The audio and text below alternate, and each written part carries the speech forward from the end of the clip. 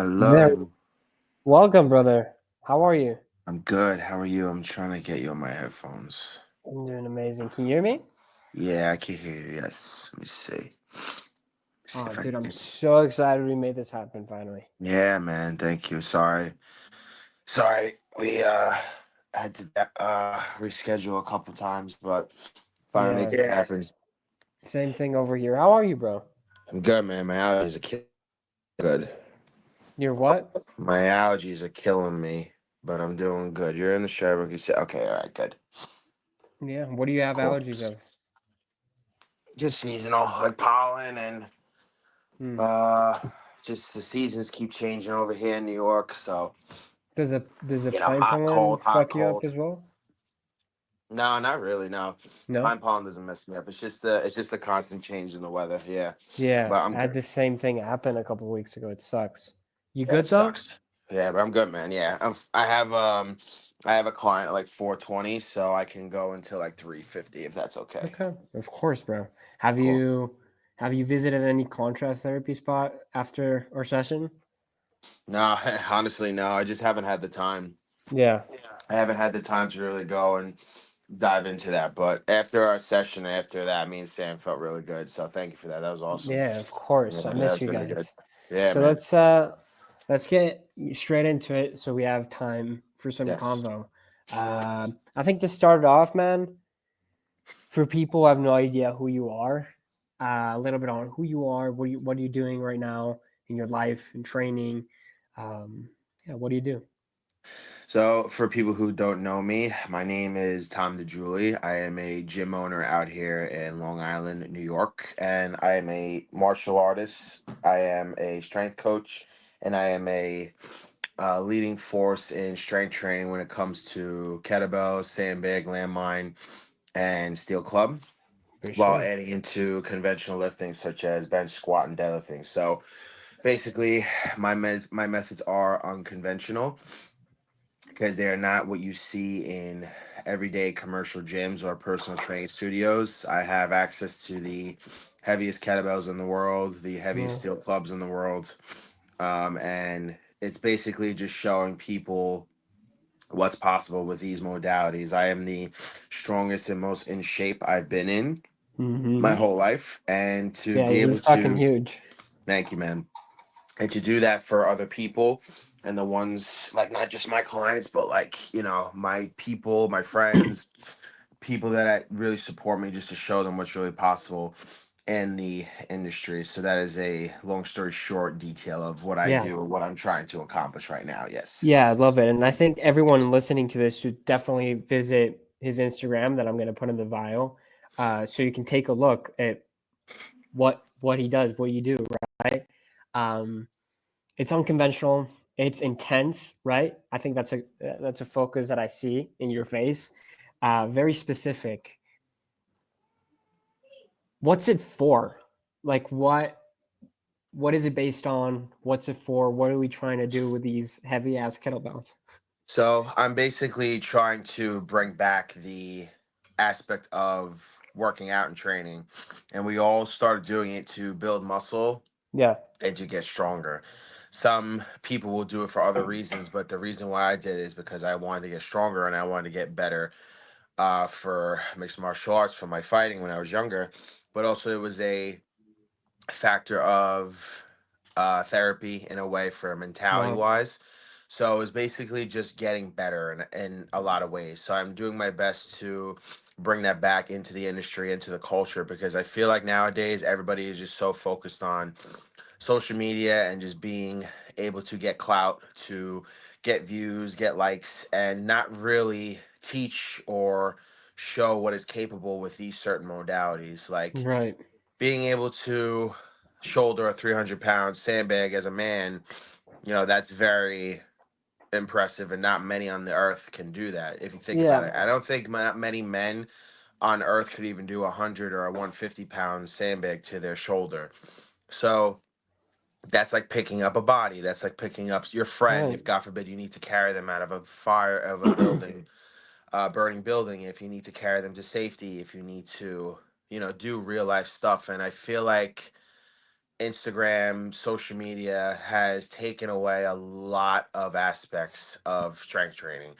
Whereas back then, when I was 14 years old, we didn't have no tripods, we didn't have no content, Right. we didn't have nothing. It was just straight headphones, music, working out, getting it done. So I'm trying my best to bring that aspect back to people.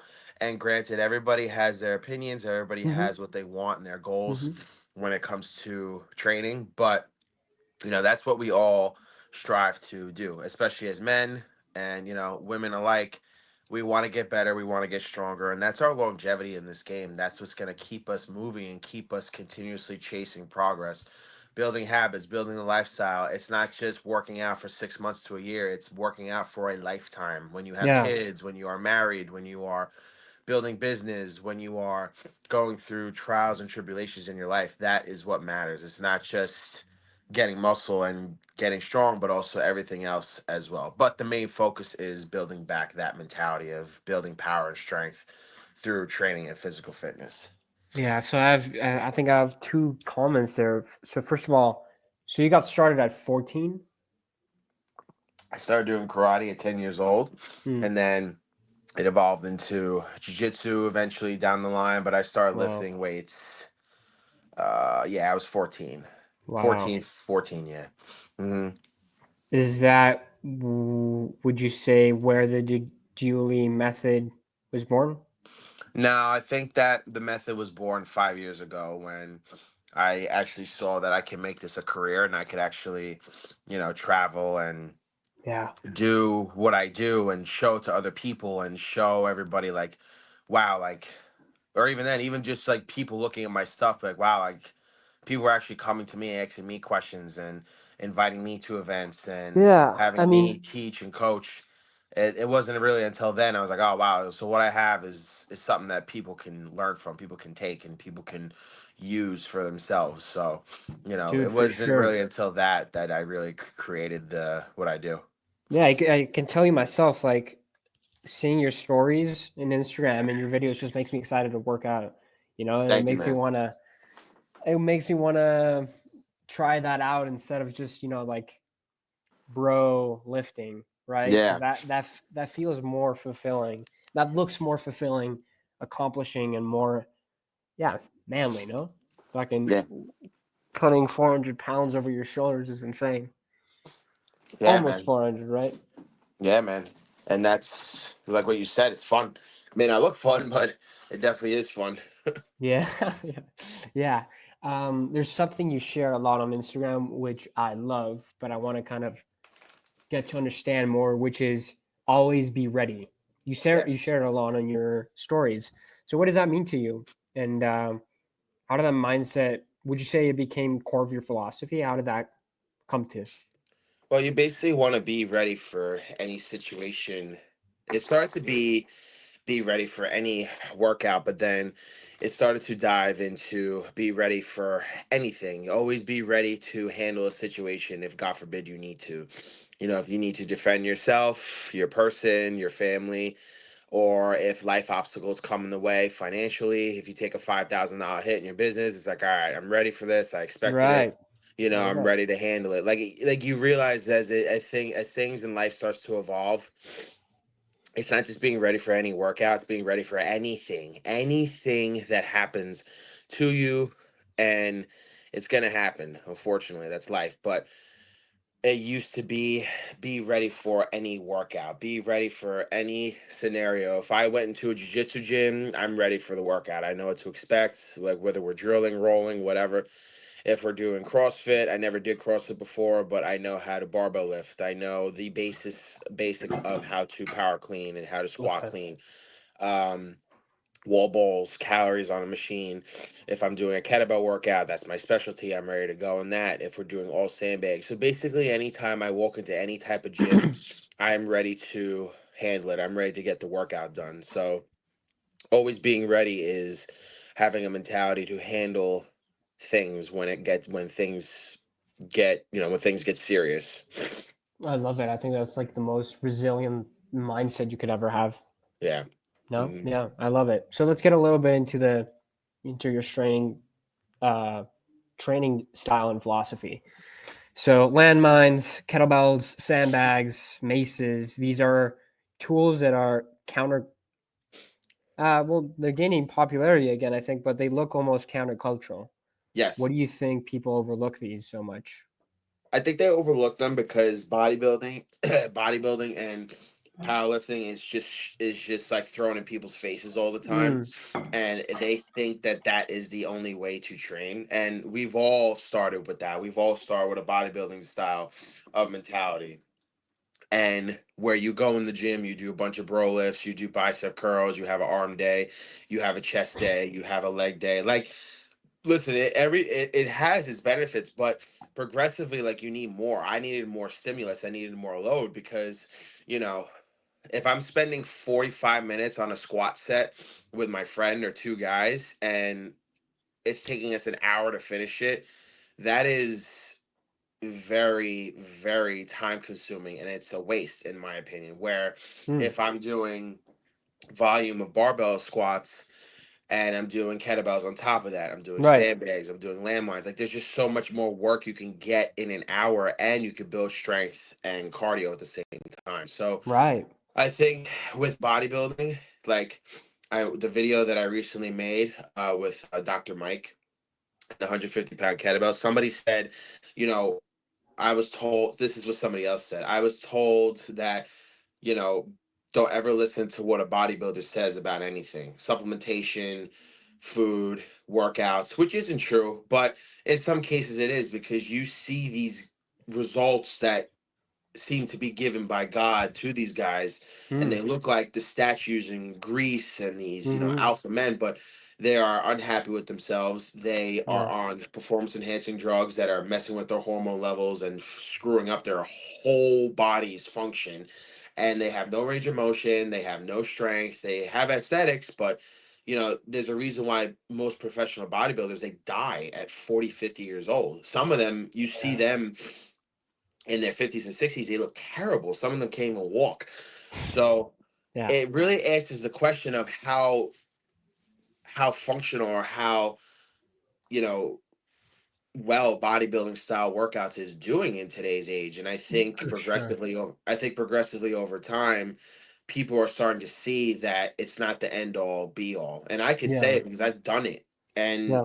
I've had debates with people all the time about it. So um I think kettlebell, sandbag, everything is just more functional while also building strength and power in every aspect. It looks more human too to just throw shit around and carry heavy weight and explode than just control a weight on a bicep curl for sure. Yeah, I think that's my biggest takeaway seeing all of these unconventional lifts for sure. Yeah, Yeah. and a dumbbell and a barbell, they are perfectly designed pieces of equipment. Yeah. They are perfectly with designed with the knurling, with the grips, with the marks, with the specialty barbells. How often are you going to see a 315-pound deadlift bar in the middle of the street? Like, all right, I'm gonna get into hip Right. flexion. I'm gonna get into hip extension. I'm ready to go, bro. I'm have my chalk ready. I got my weight belt. I got my hat. I got my headphones. I got my tripod. Like, it is very impractical. And yeah, you can do that in the gym, but you Can't take a translate. sandbag. Yeah, it doesn't translate. You take a sandbag, you can shoulder it, throw it, carry it, press it, squat it, and you could do it in your home or in your room. Like you don't need that space to or a platform for deadlifting. And it's also just like more practical for the everyday person or the father, the mother, the business person. Like if you only have a half hour to train, you're a dude and you have a 150-pound bag. Okay, just do 50 sandbag to shoulder, 50 squats, 100 push-ups. Like it's really that simple. It's not that Yeah, complicated. I Yeah. love it. Something that I wonder a lot about this type of training style. I asked this question to Phil Daru as well. Is it's very explosive. There's a lot of weight, and I think people associate that with injury, right? Yeah. How do you approach injury prevention in that space if it's necessary at all? Well, shout out to Phil because we talked about it in New Mexico. I Yeah. really respect what he's about and how he coaches and what he teaches. I've learned a lot from him watching his stuff over the past couple years. So shout out to him. And one of his videos, they were doing a strongman workout, and he was using a 200-pound sandbag. And I think the videographer asked him the form, how what your should your form be like? And honestly, he said straight up, he's like, honestly, he's like, sometimes you just gotta pick the shit up. Like you just got to pick it up. Like you can go into lumbar flexion, you can, set up the best way, you could have the most perfectly designed sandbag, but at that point just get the shit up. And when you're Right. lifting heavy or when you're doing anything, there is a risk to reward when it comes to injury.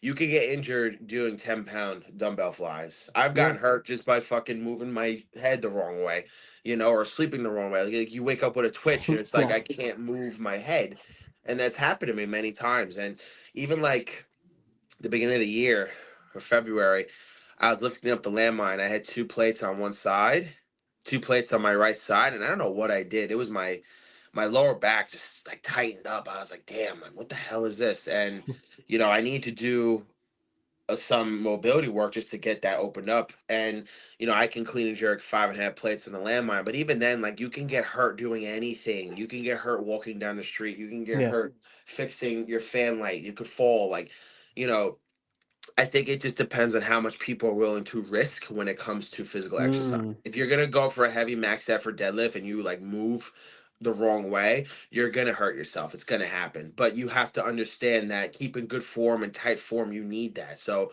are you willing to risk injury when it comes to a 1 rep max? Because it's there. Mm. It's gonna happen no matter For what. sure. And people who look at my stuff, oh well, I'm just gonna get hurt with Tom. It's like, yo, you can get hurt. You can get hurt Yeah. on a runner, on a assault runner. You can get hurt doing rowing, and it's like a thing of fear with people. Yeah. So you Injuries think happen. there's right. So you think there's a lot of misconceptions about like risk versus rewards. Yeah, No. absolutely. You Okay. know, it just depends on how much risk you're willing to take. Right. That's what it comes down to. That's the truth. You know what I mean? Like if I'm hex bar deadlifting 700, I could fuck myself up. And Right. I don't need to do it, but for me, I want to do it. I want to test my 1 rep max. So it just depends on how much you're willing to put into the game and to the grind. And sometimes, like Phil said, you just gotta pick the shit up. Yeah. I love that. You know. How do you think your training style, this intense, explosive movements, functional movements, translate to the rest of your life? Both like mentally, emotionally, even spiritually. But emotionally, definitely before it definitely has helped me in a lot of aspects of my life when it came to relationships, car accidents, finances, lack of purpose. It definitely helped me, No. find my way and find my longevity when it came to an emotional standpoint. Mentality, it helped me build the bulletproof mentality where as nothing can really put me down, nothing can really phase me enough to where I want to quit. And spiritually, with God and how he does everything for us and how everything transpires through him. Every time I prayed for something, he has given it to me. It No. may not have been right away, but it was always there in a way. Like I prayed for having a gym of my own when I was like 18 years old, and I got that at 26. I prayed my whole life for a woman that I could love and that loves me back and that cherishes me, and I got that at 28 as being with my girlfriend Sam. Like, as great as she is and how well she treats me. I've been praying for somebody like that my whole life, and it took that long for me to find the person that I truly cherish and that she cherishes me back. I prayed for financial win. I prayed for so much stuff, but with God, He's not going to give it to you unless He makes you realize you need to go through things to get that. You want this, you want X, Y, and Z. He's going to give it to you, but you need to put in the work and you need to feel what it feels like to not have it first. Mm. So, definitely training has definitely given me an outlet for a lot of different senses, and it's helped me make friendships with people, build connections, and build opportunity and network. And I never thought I would ever be traveling to different places and meeting different people like yourself, and Yeah. just being able to connect and talk ideas and just see like the world and what people are thinking, because you don't think the world is that big until you start to travel and you start to see different aspects and different cultures of people. Right. I love it. Yeah. Thank you for sharing. So you already touched a little bit on why the strength factory is here. Um, what would you say is like a personal mission for that gym, more than the actual mission of the gym? I think it's just to give people a authentic training place and just a place to be themselves and to talk shit and just to lift weight and get after it, you know. And like what my gym culture is. That's just what it's turned into. Like you know, I'm the type of person where it's like a West Side, you know, it's like a West Side barbell type of gym where it's ninja, it's gritty. There's guys in there lifting weights. They're all good people trying to get themselves together and trying to help themselves out. You know, I've worked with people who didn't have the money, people who didn't have homes, people who, you know, haven't really found a way to train the way they wanted to in order to get the results that they have. So, you know, I do my best to open up a training space for those types of people. Not many people will appreciate it or they will try to take advantage, but the people who do and the people who do appreciate it and they don't try to take advantage, then those are my people. Those are the people that I want with me. I love it, bro. I wanted to ask you this in the sauna. How was training with Action Bronson? It was good. Actually, he's Yeah, a homie, man. He's a beast. He's an animal. I yeah. I'm remember the wearing his first. shoes right now. Yeah, I remember. Yeah, he's a man. I remember when I first worked out him in Queens. You know, we did my circuit. And he was like, "You do this every day?" I go, "Yeah." He's like, "What the fuck?" He's like, "How do you do this?" Him Yeah, and he his boy at the time when we first trained, and he's an animal, man. He really does he does all the stuff that I do. Back then I did the Bulgarian bags. He's really heavy on the steel club and steel mace on yeah. I've kettlebells, and seen it. he's open to learning. Like he's open to like taking criticism and not criticism, critique and advice, and just you know he's really open to learning and wants to do a lot of stuff. And he was huge back then. He lost a lot of weight. He looks great Mm-hmm. now. He's an animal, dude. Like he can keep up. He can train hard. He came to the gym and did an episode for his show. I saw. Um, Yeah, of with the course. burger joint next door. He's the homie, man. He's a really good dude. Like he's like really one of the guys that shows that you know working out and that type of culture it's for everybody, and it's something to where you can take yourself from where you are, being huge or being skinny, like you know, like unhealthy skinny, and mold yourself into a better person. It's really Yeah, great to see. I love it. I want to talk more about like meaning and mindset. I think my first question is about like being strong. What does that mean to you more than like muscles and performance?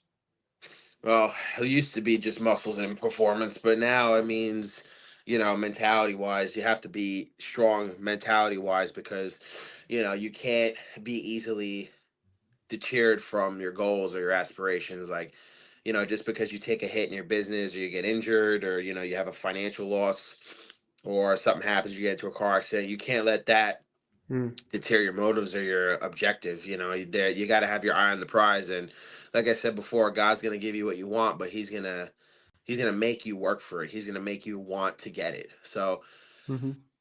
especially in today's age, everybody is very small minded. They're very weak minded. You know, I think after COVID, that really like took a down spiral in people's Yeah. mentalities.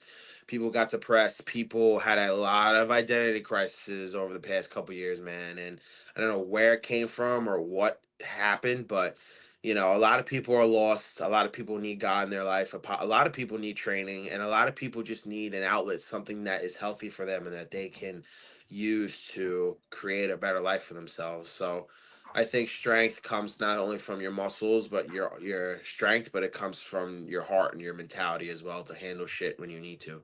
Yeah, you said something there that I'm curious. Did I think did you get closer to God by this by training? Now I'm through training now. I went to Catholic school and I've always been one with God my whole life. You know, I Okay. after high school, no, after not high school, after elementary school, when did I stop doing that? I think it was seventh or eighth grade. You know, I was going to church religiously like every week. And then after that, it was like here and there. And after high school, I wasn't really going, but I always had that connection with God because I always prayed. I always was a God fearing man. And, you know, it wasn't until Sam that she started taking me to a church in New Wow. York City and we really resonate on that and connected on that as well. So God has always been a big, big, big factor, if not the biggest factor in my life when it comes to that. And it's Yeah, not a coincidence that the closer I get to him and the more I pray, is that the better my life gets. of Like, course. yeah. I love it. Have you ever experienced some type of like self-sabotage in any way? I'm curious on that. Like specifically through these past 3 months of my life, very curious on that topic. Self-sabotaging, that's very interesting. No, not no, honestly, no. Self-sabotaging is like it's like a very toxic way of You've seen it messing. happen? For myself, no, but through other people towards me, yeah, absolutely, 100%. Right. I've never self-sabotaged. I don't believe so in my life. I actually haven't been answered this question. It's interesting. I actually have to think about that. No, honestly, not that I'm aware of. I think self-sabotaging is just a way of people destroying something that is good for them because they are used to their past things. They are not happy with their past trauma. They have things that they need to work out, or they doubt themselves too much. Like, you have to be confident in who you are Sometimes or it what you looks like believe. they don't want to get close to abundance. Oh yeah, definitely. No? Yeah, it's a trippy topic. It's a trippy topic because Yeah. it's that's like facing your shit. That's Right. like facing what you need in your life and what's happening to you. Like, self-sabotaging is something very dark and sinister, and that can just mess up anything. It can mess up your relationship. You can mess up your job. It can mess up your whole mentality when it comes to everyday life and what you do. Like, 100%. Like, that's something that's dark and sinister. Yeah. That's like the work of the devil right there. That because Mhm. I've had to deal with that with people.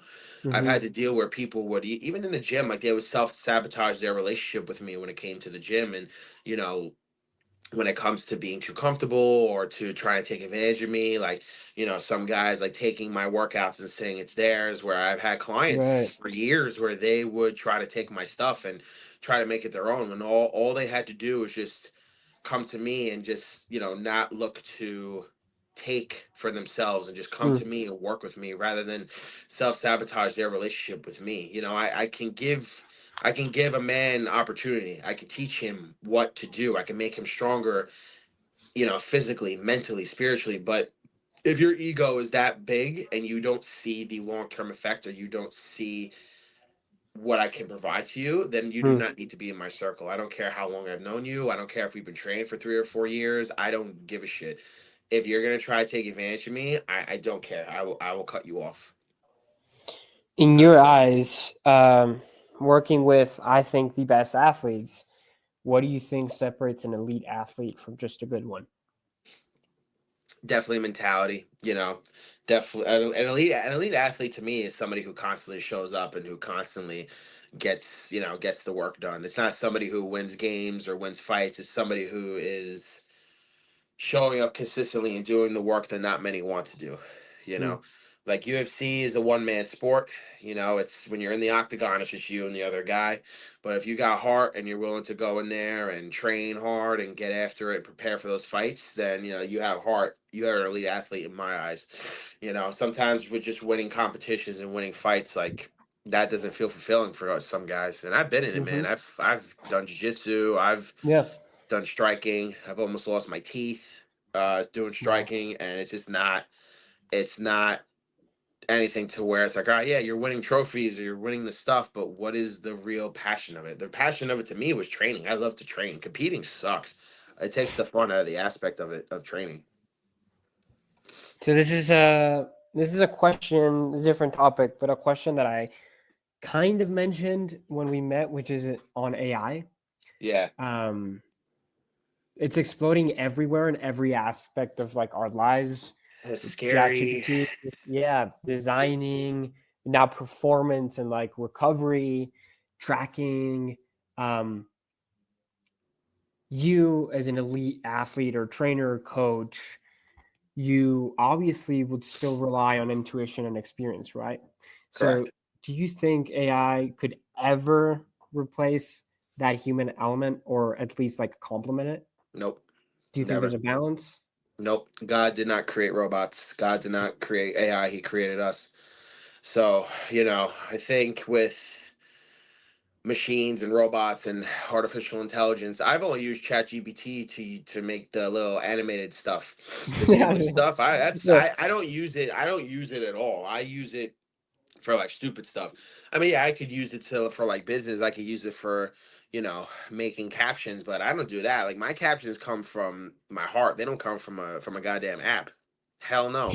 I don't do that, man. Especially like people who, make these big captions or these thoughtful messages. You type it in chat GBT. Give me right. a motivational speech right now, and it'll do it for you in 2 seconds. But God did not create artificial intelligence. He created us. So whatever Yeah. he created in his image, that is where I come in and I tell people, AI and artificial intelligence technology, like listen, it has its benefits, but it should not be taking over human life. And unfortunately, Mm, that's eventually what's going to happen. And I hope I do not live to see that because yeah. clearly these people have not seen iRobot. They have not seen Terminator. They have not seen any of these goddamn movies. So I'm good. I don't want to deal with that. That's my favorite take so far for sure. Um, one of my last questions. If you could ever give your 19-year-old self one piece of advice, what would it be? Let's see. I guess you could also like, yeah, I'm asking it as myself, like to speak to other 19-year-olds today. If I could go back 10 years and talk to myself, I would say do not give as much as you did to people. Do Mm, not give because people will take advantage of that. They will see that as weakness and they will take advantage. wow. So, Okay. they will see what you provide and what you are, and they will try to take. They may not say it, they may not show it, because narcissists and people with manipulation, they are very good at hiding that. Of course. And they will try to take what you are trying to build and either make it for themselves, or they will try to say, oh, well, Alfonso started Revivo, that's how you say it. Yeah. Okay. He started Revivo, but I was the one packing his orders. I was the one helping him with social media. It's like, no, you ain't doing that. I am. I'm doing that. And especially now, like with me, like nowadays, it's very hard for me to find people to work with. And honestly, the only person that comes to mind for the future that I will work with, I will combine my forces with, is my girl, is Sam, and she is somebody that I want to, build with for my life and for the future. And, she's the only person that will come to mind when I want to build and partner with somebody. And when it comes to building generational wealth and Hmm. happiness, because I've done my best to try to work with people in the past, but these people just try to take from me, and I'm sick of it. So if I could go back in time and tell my younger self what I learn now is do not give a lot. Give to people, but do not give everything because they will take advantage of it. I love it, Big bro. time. Yeah, Big I time. love that. For my last question, very simple. What brings you most joy in life? Let's see. Brings me most joy. I'm gonna say three things. So three things is obviously training. Uh Second thing is teaching is, uh teaching and showing what I do works and showing people what it's about, people who actually genuinely care to learn. And number three is, the love of my girl, of my family, and those aspects of life that you cannot buy. Yeah, You cannot buy the true things that matter in this life. You could buy cars, you could buy watches, you could buy shirts, you could buy, a brand new bed, you could buy all this stuff, but you can't buy happiness, you can't buy love, you can't buy family, you can't buy any of that stuff. So I think the best things that people are lacking in life is stuff that money cannot ever buy. Ever, ever. I love it, Tom. That was it, bro. And that was great. I appreciate you today, bro. Yeah, man, I appreciate you. I'm sorry I'm using my towel Bro, to blow my no nose worries. through It my nose. sucks. And I'm waiting for you guys here again. Yeah, yeah, Yeah. man. She's always down to go to Mexico City. She Yeah, I has all know. her people that she got her hairstylist. She got Yeah. everything down there. So Everything down there. I'll see you guys more often here then. Oh yeah, definitely. I would 100% go back. Mexico City, like it's cool because it's Spanish culture, but it's where you really see like the hustle and bustle of certain countries and certain things, or like just like the love and the cherishment they have Yeah. there. Like we were walking through the park. I don't know what those benches are called, like those I forgot what they're called. It's like a bench, Yeah. it's like a stone bench with like a something covering it, and that's like Yeah. it's like they appreciate like public displays of affection. Like it's a Right. love culture, and you would see people like just hugging and being together and enjoying life and just really cherishing the moment. Like that was really cool. That was really Well, powerful to see. I'm happy you guys had fun. And thank you again for this, bro. I'll see you soon. Yeah, man, my pleasure. Again, sorry that we had to reschedule a lot, but I'm No glad we got it worries, done, bro. man. No worries. Thank you, bro.